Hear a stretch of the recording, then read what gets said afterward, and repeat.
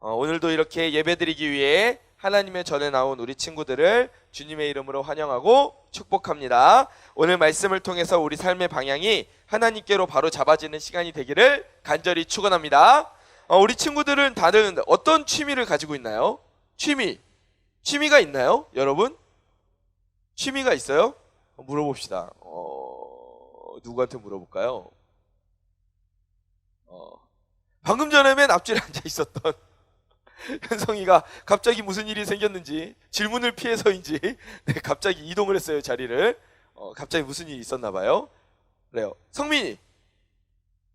네, 우리 성민이. 잘생긴 성민이는 어떤 취미를 가지고 있나요? 얼굴 감상. 본인의 얼굴을 감상하는 취미를. 네, 아니라 그건 방금 농담이었고, 우리 성민이는 농구가 취미래요. 농구. 그래가지고 우리 농구 동아리에서도 열심히 활동을 하고 있잖아요. 그러니까 성민이가 농구를 꽤나 잘하더라고요. 맞아요. 어떤 친구들은 우리 성민이처럼 농구를 하는 게, 운동을 하는 게 취미인 친구들도 있어요. 그러면 또 누구한테 물어볼까? 우리 선생님한테 한번 물어볼까요? 우리 김부식 집사님, 김부식 선생님, 취미가 혹시 있으세요? 취미? 예. 말씀 묵상. 주여. 예. 말씀 묵상이 삶의 취미세요, 우리 선생님은. 우리 성민이랑 우리 선생님께 박수로 한번. 네. 좋습니다. 맞아요. 우리 선생님처럼 말씀 묵상, 이 또 예배가 또 이렇게 항상 이렇게 내 삶의 활력소가 되시는 분들도 있고, 그리고 음악 감상이나 뭐 영화 감상이나 이런 여러 가지 취미를 가진 분들도 있단 말이에요. 저는 아무래도 사역을 하다 보니까 아무래도 만나는 분들 중에 목사님들이 많아요. 그죠? 네, 목사님들을 주로 많이 만나게 되는데, 우리 친구들의 취미가 모두 다 다양하듯이 목사님들도 보면은 스타일도 각자 다 다르실 뿐만 아니라 취미도 다 달라요. 어떤 목사님은 보면 축구를 너무 좋아하셔. 그리고 또 어떤 목사님은 책을 보는 걸 너무 좋아하셔. 또 어떤 목사님은 음악을 듣는 거, 뭐 클래식 음악을 듣는 것도 되게 좋아하시고, 어떤 목사님은 차를 마시는 거 있잖아. 차를 내려서 이렇게 차를 드시는 거, 그거를 굉장히 좋아하시는 목사님도 계세요. 그래서 막 외국에 나가실 기회가 있으면 정말 애들아, 진짜 좋은 차는 막 요만한 덩어리에 몇만 원씩 해. 그런 거를 갖다가 막, 목사님 이 차가, 항상 차를 좋아하시는 분들은 목소리도 이래. 목사님 이 차가 얼마짜리인지 아세요? 똑 떼서 이게 몇천 원입니다. 이렇게 막 보여주시고 이러면서 엄청 막 차를 좋아하시는 목사님도 있어요. 목사님도 커피를 되게 즐겨 마시거든. 각자 다 취미가 다르단 말이에요. 근데 그 중에 제가 만났던 목사님 중에 한 분은 어떤 게 취미였냐면은 드론 날리기가 취미였어요. 드론. 여러분, 드론이 뭔지 다 알죠? 드론이 뭐예요? 저그 일꾼. 그죠? 네. 스타크래프트 저그 일꾼이 아니라 그 사람이 조작하는 대로 날아가는 그 작은 비행 물체로 보고 우리가 드론이라고 그러잖아. 그치? 요즘에 이 드론이 굉장히 그 취미로 많이 보급이 되고 있어요. 그래가지고 뭐 이렇게 틈틈이 보면 진짜 넓은 데서 드론 날리는 분들이 꽤 많거든? 근데 이 목사님한테 내가 여쭤봤어. 왜 드론 날리기가 그렇게 재밌냐? 그리고 여쭤봤더니 이분이, 목사님이 뭐라고 말씀하시냐면은, 공터에 나가서 드론을 막 날리면서 이리저리 왔다 갔다 하고, 드론으로 막 이렇게 뒤집어졌다가 막 거꾸로 돌았다가 막 고개 비행도 하고, 그러면은 마음이 너무 시원해진다는 거야. 그리고 또 높이 띄워놓고 사진도 찍고 영상도 찍고, 이게 요즘 드론이 애들아 얼마나 좋아졌냐 하면은, 목사님이 갑자기 이 드론 이야기를 굉장히 자세히 하고 있는데, 이게 별로 중요한 이야기는 사실 아닌데, 이 드론이 어느 정도로 좋아졌냐 하면, 그 드론이 이렇게 딱 허공에 띄워놓고 내 얼굴을 딱 드론한테 보여주고, 카메라 있는 드론에 보여주고, 이렇게 박수 이렇게 딱 치잖아? 그러면 그 드론이 그 사람 얼굴을 인식을 해. 기억을 해. 그래가지고 그 사람이 어디를 가든지 그 드론이 쫓아오면서 찍는 거야. 그 사람을. 그 정도가 됐어요. 이 드론이 엄청나게, 그 좋은 드론들은 막 그 정도로. 그래서 영상도 찍고 사진도 찍고 활용할 수 있는 곳이 너무 많다는 거예요. 그래서 이 목사님이 사실 군대에서 만난 목사님이거든. 근데 이 목사님이 얼마나 드론을 좋아했는지 온 부대에 다 소문이 났어. 저 목사님의 이름이 그냥 이름이 아니라 드론 목사님. 드러운 목사님이 아닙니다, 여러분. 드론 목사님이에요. 네, 드러운이 아니에요. 드론 목사님. 드론 목사님이라고 소문이 다 난 거야. 그래가지고 그 부대의 대장도 대빵도 그 사실을 알게 된 거야. 그래가지고 이제 그 목사님한테 와서 목사님 드론이 너무 좋아 보이는데 자기도 이런 드론 하나 있었으면 좋겠다고 막 그렇게 이야기를 한 거야. 근데 어느 날 이 부대장이 이 목사님한테 드론을 딱 진짜로 갖고 온 거야, 하나를. 어떻게 된 거냐고 물어보니까 자기 아들이 얼마 전에 생일이었는데 아빠가 드론을 갖고 싶어 하는 것을 너무너무 이렇게 잘 알고 이 드론을 사준 거야, 아빠한테. 근데 또 아들이 사줬으니 뭐 비싼 걸 사드릴 수 있었겠어? 그냥 이제 날리고 그냥 놀 수 있는 그 정도로 이렇게 좀 중저가의 드론을 이렇게 사드린 것 같아요. 그래가지고 목사님한테 조작법을 알려달라고 부탁을 하러 온 거야. 그래서 목사님이 잘 됐다고 그러자고. 그래가지고 이게 사실 부대에서는 날릴 수가 없거든요. 부대에서 날리면 큰일 납니다, 여러분. 그래서 허가받지 않은 비행문체를 띄울 수가 없으니 먼 공터로 차를 타고 목사님과 부대장과 그 다음에 둘만 가기 뭐하니까 또 다른 군인 한 명, 그래서 이렇게 세 명이 먼 공터로 이제 드론을 날리러 간 거예요. 한참 이제 가가지고 드론을 막 이제 조작하면서 막 드론 날리고 있는데 이렇게 가면 앞으로 가는군요, 뒤로 가는군요, 내려오는군요 막 하고 있는데 같이 갔던 옆에 있는 군인이 갑자기 질문을 딱 하는 거야. 뭐라고 질문하냐 하면, 근데 부대장님, 이 드론은 어느 정도 높이까지 올라갑니까? 이렇게 물어본 거야. 그래서 부대장이 모르겠는데? 한번 해볼까? 이렇게 해서. 그래가지고 리모컨을 조작해서 드론을 띄우고 슉 드론이 올라가기 시작했어요. 드론이 생각보다 높이 올라가는 거야. 중저가인데. 처음에는 막 크게 보이던 드론이 점점 작게 보이기 시작했어요. 생각보다 높이 올라가니까 이거 높이 올라가네! 신이 나서 계속 올린 거야. 근데 어느 순간 너무 높이 올라갔는지 드론이 리모컨 신호가 닿지 않는 거야. 그러면은 드론이 어떻게 돼야 돼요? 떨어져야 되죠. 근데 세상에, 그날 날씨가 오늘 목포 날씨처럼 바람이 시원하게 부는 날이었어요. 그래서 드론이 쭉 올라가서 드론이 바람을 타고 쭉 저 멀리 하늘에 점이 돼서 쭉. 그래서 그 목사님께서 저 하늘 위로 멀어지는 드론을 목사님과 그 부대장과 그 또 다른 따라간 군인이 예수님이 승천하시는 것을 보는 것처럼 그 세 남자가 공터에 사서 그 드론이 점이 되어 하늘로 사라지는 걸 계속해서 보고 서 있었다고 합니다. 근데 아무리 보고 있어도 드론이 떨어지지 않는 거야. 결국 잃어버렸어. 결국 잃어버렸어요. 그래서 그 어디까지 올라갔냐고 물어봤던 그 간부는 부대장한테 굉장히 혼이 났다고 해요. 너 때문에 지금 이거 드론 잃어버렸다고 엄청나게 혼났대요, 그날. 여러분, 사랑하는 우리 고등부 친구들, 목사님 그래가지고 이 이야기를 듣고 너무너무 웃었는데, 근데 이 생각이 딱 들더라고요. 우리의 인생도 어쩌면 이런 드론과 같은 인생이 아닐까? 이런 드론과 같지 않을까? 이런 생각이 딱 들었어요. 하나님께서 우리와 연결이 돼야 되는 거야. 하나님과 우리가 연결이 돼야 되는데 내 주장대로 계속 나아가다가 내 삶에 역사하시는 하나님과의 연결이 끊어져 버린 채 허공을 표류해서 떠다니는 모습이 어쩌면 우리의 모습은 아닐까. 목사님이 이런 생각이 들었어요. 여러분, 오늘 본문을 우리가 좀 살펴보기를 원하는데요. 오늘 본문은 예수님께서 나병 환자를 고치시는 그런 장면이에요. 이제 예수님이 사역을 시작하신 지 얼마 되지 않았을 때의 일인데, 예수님이 한 동네에서 머무르고 계셨는데 그때 예수님을 만난 한 사람이 있었어요. 그 사람이 예수님께 나와서 말합니다. 우리 12절 말씀 함께 읽어볼게요. 시작. 예수께서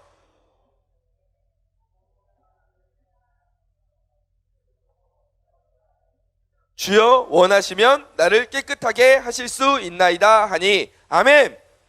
예수님이 찾아온 그 사람은 어떤 병에 걸린 사람이었어요? 나병. 옛날 성경에는 이제 문둥병이라고 번역이 되어 있는데 그 나병 걸린 사람이 와서 예수님께 이야기를 했어요. 온몸에 나병이 들린 사람이래요. 이 나병은, 문둥병은 피부가 썩어 들어가면서 코나 손가락 마디나 발가락이나 귀나 이런 부분들이 떨어져 나가기 시작하는 무서운 병이에요. 굉장히 무서운 병이에요. 그래서 오늘 말씀에는 생략되어 있지만 이 나병에 걸린 사람들은 사람들과 함께 마을에서 살 수가 없었어요. 구약의 율법에 따라서 같이 살 수가 없었고 마을 바깥에서 나병에 걸린 사람들끼리 같이 모여서 살았어야 했단 말이에요. 그 사람이 예수님이 그 마을에 오셨다는 이야기를 듣고 예수님을 찾아온 거예요. 그래서 예수님께 온 그 사람이 뭐라고 말합니까? 주님께서 원하시면 저를 깨끗하게 낫게 하실 수 있는 줄 믿습니다. 아멘. 그렇게 이야기하니까 예수님이 뭐라고 대답하셨어요? 13절 함께 읽어봅시다. 시작. 예수께서 손을 내밀어 그에게 대시며 이르시되 내가 원하노니 깨끗함을 받으라 하신대 나병이 곧 떠나니라. 아멘. 그 나병 환자를 예수님께서 어떻게 해주셨다? 따라해봅시다. 고쳐주셨다. 고쳐주셨다. 아멘. 그리고 이 나병 환자한테 뭐라고 말씀하셨냐면 너 가서 제사장한테 너의 나은 몸을 보여줘라. 그리고 구약의 율법대로 하나님께 예물을 드려라. 그러면은 너가 완전히 나았음을 인정받게 될 거다. 이렇게 예수님이 말씀하신 거예요. 당시 유대인들의 그 율법에 따르면, 구약 율법에 따르면 마을 밖에서 살고 있었던 그 나병 환자가 나병이 다 낫는다고 할지라도 바로 공동체 안으로 들어올 수가 없었어요. 제사장한테 가서 자기 몸이 다 나은 것을 보여줘야 됐고, 그리고 예물을 드려서 8일이 지난 다음에 그 다음에야 공동체에 다시 들어올 수 있었단 말이에요. 예수님이 이 사실을 말씀하신 거예요.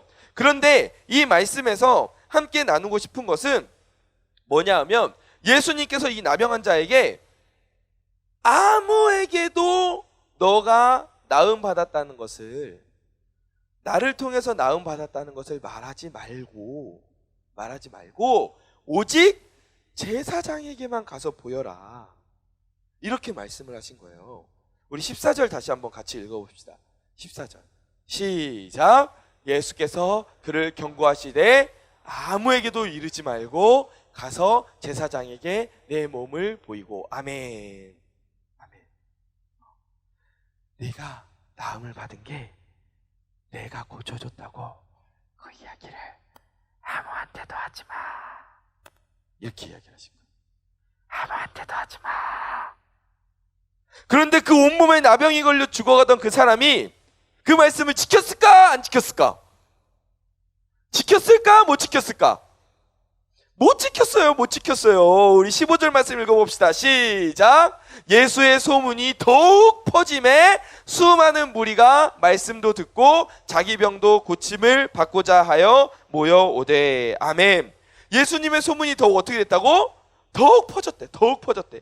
이 말씀이 뭐예요? 나병에 걸렸다 나은 이 사람이 예수님의 말씀을 야, 너 아무한테도 말하면 안 돼. 이 말씀을 지키지 않았다는 말이에요. 병이 나은 나병 환자가 너무 기쁘잖아.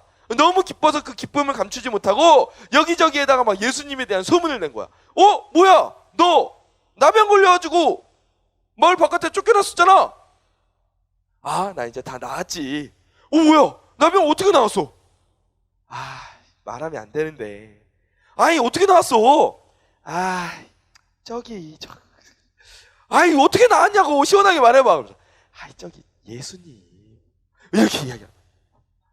그래서 사람들이 이제 그 이야기를 듣고, 아니, 예수라는 사람이 우리 마을에 왔는데 그 사람이 나병까지 고친다고? 그러면은 다른 못 고치는 병이 없겠네? 그러면서 수많은 사람들이 그 예수님에게 몰려가기 시작했던 거예요. 지금이야 뭐 예수님이 마을에 떴다 그러면은 뭐 페북이나 인스타나 이런 데 보면은 뭐 예수님이 목포에 떴다 막 이런 해시태그 뭐 예수 목포 막 이런 식으로 막 이렇게 올리겠지만 그 당시에 그런 게 있었겠냐고. 그렇지? 막 나병 걸린 사람 나음 막 이런 식으로 막 해시태그 막 썼겠지. 근데 지금 그런 거 없잖아. 이 시대에는 그런 거 없어요. 그야말로 입에서 입으로 전해지는 소식이 전부였을 거란 말이에요. 그런 걸 감안해 볼 때 사람들이 엄청나게 몰려들기 시작했다는 건 당시에 사람들이 모이기만 하면 예수님에 대해 이야기한 거야. 야, 너 그 소식 들었어? 나병 걸린 사람. 예수님 이야기 나도 들었어. 방금 옆집에서 듣고 왔어. 이런 식으로 모이기만 하면 그 예수님에 대한 이야기를 했다는 거예요. 자, 그러면 이제 예수님 입장에서는 뭘 하면 돼요? 사람들이 몰려들기 시작했어. 구름대와 같이 막 몰려들기 시작했어. 그럼 예수님 입장에서 이제 뭘 하면 돼요? 뭘 하시면 돼요? 뭘 하시면 돼요? 한솔아, 예수님 이제 뭘 하시면 돼요? 에? 말씀을 전하시면 돼요. 그죠? 말씀을 전하시면 돼요. 그리고 또 나병 걸린 사람이 병 나음을 받았으니까 아마 수많은 병에 걸린 사람들이 또 같이 왔겠지. 그 병 고침을 해주시면 돼요. 그런데 그러면은 사람들이 그 모습을 보고 예수님, 예수 짱이다. 와, 저 사람 대단하다. 능력 있다. 막 이러면서 예수님을 따르게 될 거 아니에요? 근데 예수님의 다음 행적이 또 한 번 우리의 생각을 벗어나는 행동을 하세요. 우리 16절 말씀 같이 한번 읽어봅시다. 시작. 예수는 물러가사 한적한 곳에서 기도하시니라. 아멘. 어떤 일이 일어났어요? 예수님이 물러가시고 한적한 곳에 가서 기도하셨다는 거예요. 여러분, 예수님이 사람들이 막 예수님께 몰려드니까 예수님은 그 사람들을 계속 가르치시거나 병을 낫게 해주실 법한데, 그런데 예수님은 오히려 그 동네를 나와서 한적한 곳으로 가버리셨다고. 그곳에서 하나님께 무엇을 하셨다고? 기도를 하셨다고. 여러분, 이 상황이 어떤 상황인지 이해가 되시나요? 이해가 되세요? 예수님의 이 행동이 이해가 되세요? 왜 그렇게 하셨는지 이해가 되세요, 여러분? 요즘 TV 보면 그 음식 프로그램 굉장히 많아요. 식당 나오는 프로그램 굉장히 많죠. 그쵸? 뭐 수요미식회 이런 것도 있고, 뭐 백종원 씨가 출연하는 프로그램도 되게 많잖아요. 3대 천왕, 그리고 골목식당, 이런 프로그램이 굉장히 많아요. 목포에도 3대 천왕에 나온 식당이 꽤 많더라고. 목사님이 얼마 전에 어디죠? 그 정명여고, 그쵸, 서울분식. 서울분식 옆에 집이 뭐죠? 서울분식 옆집이 서울분식이에요? 목포에 있는 서울분식을 갔어요. 그래가지고 그 서울분식에 가서 돈가스를 먹었는데 저렴하고 맛있더라고. 근데 이렇게 방송을 한번 타잖아? 그 전까지 손님이 많았더라도 방송을 한번 타기 시작하면 손님이 어마어마하게 늘어나요. 어마어마하게 늘어나 버린단 말이에요. 그래서 요즘 시대에는 음식의 맛도 중요하지만 그 식당에 대한 입소문이 어떻게 나냐, 그 식당에 대해서 뭐 TV에 얼마나 유명하게 나왔느냐, 소개가 됐느냐, 많은 사람에게 얼마나 노출이 됐느냐, 이게 굉장히 중요해요. 그만큼 홍보가 중요한 시대란 말이에요. 확실히 목사님도 그런 것 같아. 뭐 이렇게 어떤 식당 가려고 찾아보다가 별점이 낮아. 그러면 왠지 모르게 안 가게 되고, 뭐 이런 게 있더라고. 그만큼 소문이 나는 게 중요한데, 지금 예수님도 어때요? 여러분, 복음서의 기자들을 보잖아요. 모두 다 이 사건이 언제쯤에 일어난 사건이라고 이야기를 하냐 하면 예수님이 첫 제자를 부르시고 나서 그 직후예요. 그러니까 예수님이 사역을 시작하신 지 한참 지났을 때였을까요? 아니면 시작을 하실 때였을까요? 이제 막 사역을 시작하실 때야. 이제 막 예수님이 일을 하시기 시작할 때라고. 이제 막 예수라는 이름이 사람들에게 널리 알려지기 시작할 그때 바로 이 사건이 일어났던 거예요. 그러면 보세요. 입소문이 중요하다 그랬잖아. 그럼 보세요. 만약 이때 소문이 잘 났으면, 예수님에 대한 소문이 잘 났으면, 그러면 어떤 일이 일어났을까? 예수님이 남은 기간 동안 이 땅에서 사역하시는 게 더 쉬웠을까, 어려웠을까? 훨씬 쉽지. 훨씬 쉽지. 어디를 가든지 예수 막 소문이 다 퍼지기 시작하고, 막 사람들이 몰려들고, 막 그러면은 거기서 이제 사람들이 몰려오면 거기서 고치기만 하면 되고, 가르치기만 하면 되고, 내가 어디 갈 필요도 없고. 예수님께서 이 땅에서 사역하셨던 기간 3년이에요. 이 시간 어떻게 보면 길다고 할 수 있지만 사실 참 짧은 시간이에요.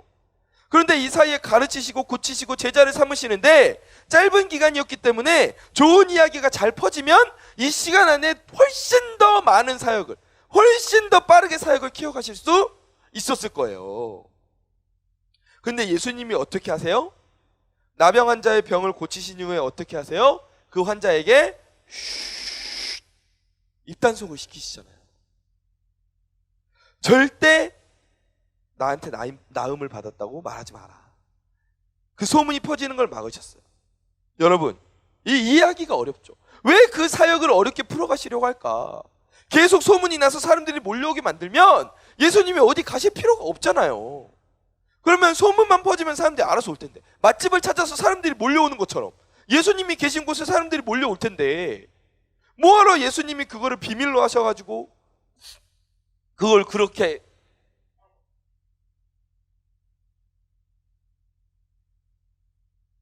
어렵게 사역을 하셨냐고.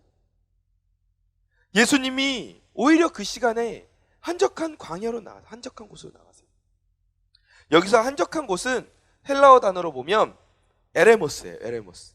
이 에레모스가 뭐냐 하면 광야예요. 따라해 봅시다. 광야. 광야예요. 광야.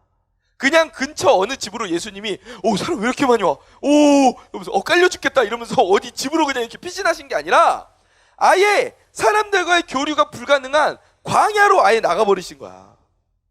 사역 초반에 폭발적으로 사역을 확장시킬 수 있는 그 기회를 버리고 그곳까지 나가신 이유가 뭐냐고.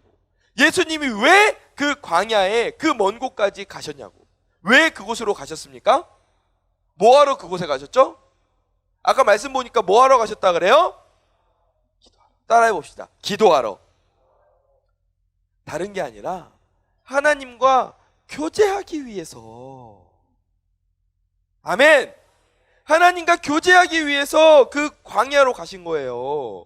예수님이 집중하셨던 게 뭐냐 하면 내가 지금 하고 있는 이 사역을 얼마나 더 사이즈를 키울 거냐, 얼마나 더 내가 사람들한테 좋은 평판을 받을 거냐, 얼마나 내가 사람들에게 유명해질 거냐, 이거를 하나님께서, 예수님께서 그거를 생각하신 게 아니라 오직 하나님과 교제하는, 하나님과의 그 관계가 끊어지지 않는 거기에 예수님께서 집중하면서 나아가셨다는 거예요. 왜 그러셨어요? 예수님은 자신이 너무 유명해져서 인기를 누려서 높은 자리에 올라가서 하나님의 구속사역, 하나님의 그 사역을 방해하는 유혹에 빠지지 않을까 걱정되셨던 거예요. 교만해지고 높아질 수 있음을 경계하시고 일이 잘 풀릴 때 오히려 하나님을 찾아 나셨던 거예요. 사람들을 예수님이 볼 때 하나님의 아들로서, 이 땅에 저분은 하나님의 아들로서 우리를 구원하시기 위해서 이 땅에 오셨다, 이렇게 보는 게 아니라 혹시라도 사람들이 예수님을 정치적인 지도자로 볼까봐, 우리를 압제하는 저 로마를 깨부수고 이스라엘 민족을 높여서 이스라엘 민족이 전 세계의 지배자가 될 수 있도록 만드실 그분이 예수님이다, 사람들이 그렇게 오해를 할까봐 예수님은 그 사역이 폭발적으로 성장할 수 있는, 사람들에게 좋은 평판을 얻을 수 있고 사람들에게 칭찬을 들을 수 있는, 존귀함을 받을 수 있는 그 곳을 예수님은 과감하게 떠나셨던 거예요. 누구의 뜻을 따라서? 하나님의 뜻을 따라서. 아멘. 그렇게 예수님은 하나님과 연결을 유지하려고 하셨던 거예요. 나는 하나님의 일을 하기 위해 이 땅에 왔다. 나는 하나님과의 연결을 유지하겠다. 그래서 예수님은 광야로 나가 하나님을 찾으신 거예요. 어떤 방법으로 하나님을 찾으십니까? 예수님이 광야에 나가서 뭐 하셨다고? 따라해 봅시다. 기도하셨어요. 기도. 다시 한번 따라해 봅시다. 기도하셨어요. 오늘 말씀을 보면은 한적한 곳에서 기도하시기에 짧은 시간 잠깐 기도하고 끝내신 게 아니라 꽤 오랫동안 기도하셨던 걸 의미해요. 예수님은 이 기도를 통해서 사역의 힘을 공급받으신 거예요. 예수님은 이 기도를 통해서 앞으로 어떻게 사역을 해야 할지, 앞으로 내가 어디로 가야 할지 하나님께 지혜를 얻으시며 하나님과 교제하는 시간을 가지셨던 거예요. 나의 의지와 생각이 아닌 하나님의 뜻을 따라가는 그 삶을 살기 위해서 예수님은 그 사람들을 떠나 광야로 나가서 한적한 곳에서 하나님과 교제하는 그 기도의 시간을 가지셨던 겁니다. 아멘. 사랑하는 우리 고등부 여러분, 우리는 오늘 예수님의 이런 모습을 배우기 원해요. 우리의 일이 잘 풀리고, 여러분이 지금은 이제 고등학생이지만 나중에 어른이 돼서, 또는 지금도 겪고 있는 일일 수도 있어요. 우리의 일이 잘 풀리고 우리가 높은 곳에 올라가고 사람들에게 칭찬을 받을수록 우리는 더욱더 하나님만 높이고 하나님 앞에는 겸손하게 무릎 꿇고 나아가야 되는 거예요. 아멘. 하나님과의 연결을 유지해야 할 줄 믿습니다. 사람들과의 칭찬, 사람들의 박수 소리를 듣는 걸 즐기기보다 하나님께 기도하고 하나님의 음성을 듣는 것을 더 즐거워하기를 원합니다. 그렇게 해야 우리가 교만해지는 것을 막을 수 있고 하나님의 영광을 내 것으로 돌리는 그 잘못에 빠지지 않는 거예요. 여러분, 이스라엘의 첫 번째 왕이 누구예요? 사울이에요. 사울. 사울이죠. 네, 목사님 너무 이렇게 내러티브에 이렇게 발음으로 해서 못 알아듣네요. 한국말로 사울이에요. 사울. 네. 여러분, 사울 처음부터 교만하지 않았어요. 사무엘상 10장 21절 같이 한번 읽어볼까요? 네. 읽어봅시다. 시작. 베냐민 지파를 그들의 가족별로 기스의 아들 사울이 뽑혔으나 그를 찾아도 찾지 못한지라. 아멘. 이제 사울을 찾았는데 없어. 사울을 뽑혔는데 뭐야? 사울 어디 갔어? Where is Saul? 뭐 이러면서 막 사울 찾은 거야. 근데 사울이 없어. 어딘지 보니까 사울이 사울이 키가 컸대요. 성경의 표현을 빌리자면 다른 사람들보다 머리 하나는 더 있었대. 내가 봤을 때는 한 손시온 정도 되지 않았을까? 시온이 어디 있어요? 시온이가 덩치가 크잖아요. 키도 크잖아요. 시온이.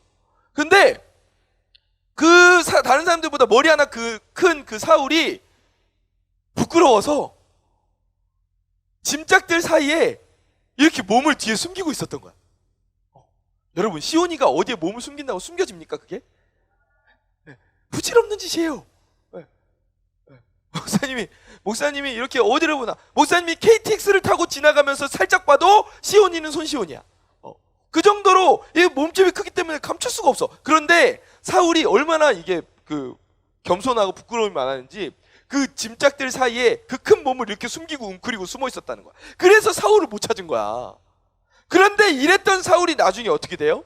사람들의 박수를 받고 사람들의 칭찬을 받고 일이 잘 풀려나가고, 그러니까 그 마음에 뭐가 생겨요? 교만함이 생기는 거야. 그 이전에는 하나님이 나를 선택하셨다는 게 그게 은혜가 됐었는데 이제는 더 이상 그게 아니야. 하나님의 음성을 듣는 게 아니라 자기의 마음의 뜻대로 막 행하기 시작하는 거야.